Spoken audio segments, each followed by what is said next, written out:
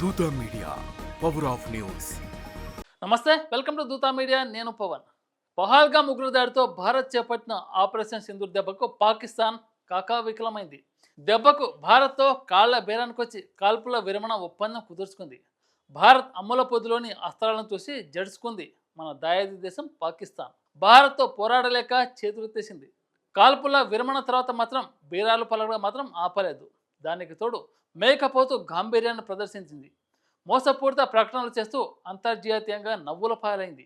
అయినా సరే తన వక్రబుద్ధిని మాత్రం మార్చుకోలేదు కపట పాకిస్తాన్. అయితే తాజాగా పాకిస్తాన్ ప్రధాని షహబాజ్ షరీఫ్కు ఆర్మీ చీఫ్ ఆసిమ్ మునీర్ ఓ చిత్రపటాన్ని బహుకరించారు. దీన్నే ఆ దాడికి సంబంధించిన చిత్రమని పేర్కొన్నారు. పహల్గామ్ ఉగ్ర దాడికి ప్రతీకారకంగా ఆపరేషన్ సింధూర్ పేరిట భారత సైనిక చర్య చేపట్టగా దాయాది దేశం కూడా ఆపరేషన్ బున్యాన్ ఆల్ మర్సూన్ అంటూ తమ సైనిక చర్యలకు పేరు పెట్టింది. అయితే ఈ ఫోటో చైనాకు చెందిన సైనిక డ్రిల్కు సంబంధించిన ఫోటో అని బయటపడింది. దీనిపై పలువురు పాకిస్తాన్ను ఏకీపారేస్తున్నారు.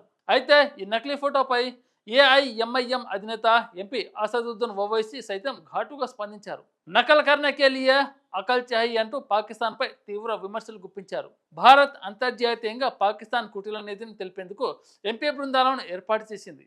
అయితే ఈ భారత ఎంపీల ప్రతినిధి బృందాలు విదేశాల్లో పర్యటిస్తున్నాయి.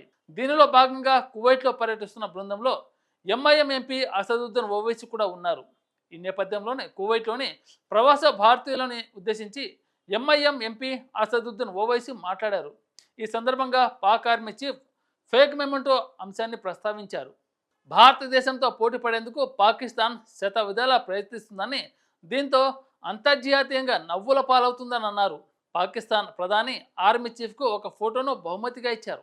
ఈ మూర్ఖులు భారతదేశంతో పోటీ పడాలని కలలు కంటున్నారు.